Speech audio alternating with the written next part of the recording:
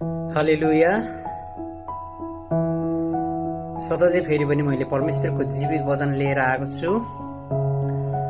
सर्वप्रथम त प्रभु परमेश्वर बुवालाई धन्यवाद भन्न चाहन्छु। परमेश्वरले धन्यवाद भएको होस् र सबैजनालाई ख्रिस्ट नाउँद्वारा जय मसीह। र आज चाहिँ फेरि एफिसी 6 अध्यायको 10 पददेखि लिएर केही पदहरूलाई अगाडि बढ्नेछु। र एफिसी 6 अध्यायको 10 पदमा यस्तो लेखेको छ,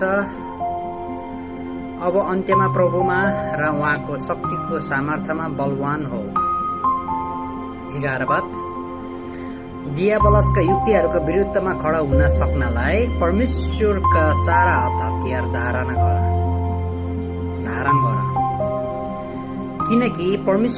किनकि हामीहरूको युद्ध शरीर र रगतको विरुद्ध होइन, तर प्रधानताहरूका विरुद्ध, शक्तिहरूका विरुद्ध, वर्तमान अन्धकारका संसारिक शासकहरूका विरुद्ध र स्वर्गीय स्थानहरूमा भएका दुष्टाइका आत्मिक सेनाहरूका विरुद्ध हो।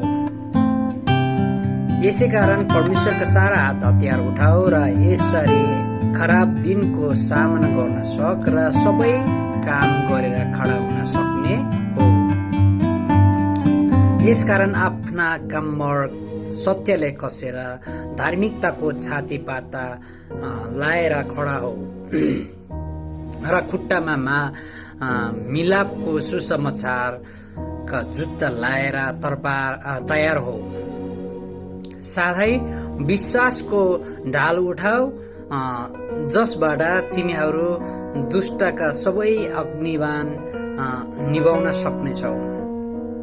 मुक्तिको टोप लगाऊ र पवित्र आत्माको तरवार ल्याऊ, जो चाहिँ परमेश्वरको वचन हो। सारा प्रार्थना र निवेदन साथ सब समय पवित्र आत्मामा प्रार्थना गर।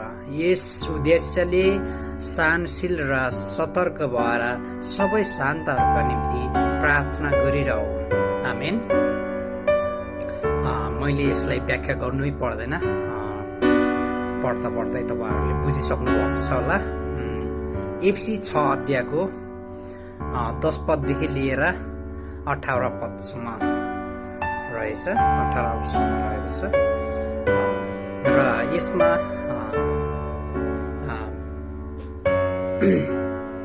यसमा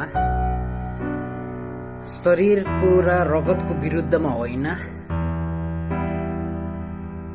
भनेर भनिएको छ। शरीरको विरुद्धमा, रगतको विरुद्धमा भएको भएदेखि बन्दुकहरू उठाएर, तरबारहरू उठाएर लडाइँमा जान्थ्यो होला। तर हामी यो कुरा होइन है।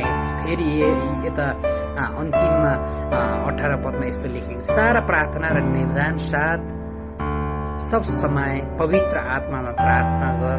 यस उद्देश्यले लगनशील र सतर्क भएर सबै शान्तहरूका निम्ति प्रार्थना गर भनिएको छ। अनि 17 पदमा जो चाहिँ परमेश्वरको वचन हो भनेको छ। हाम्रो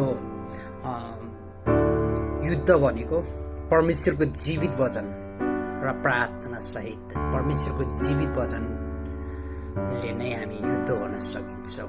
हरेक परिस्थितिमा, जस्तो सुकै अप्ठ्यारो परिस्थितिमा पनि, जस्तो सुकै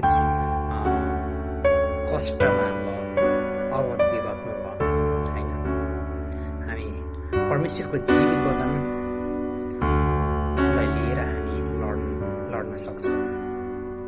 हुन्छ। परमेश्वरले धन्यवाद भएको होस्।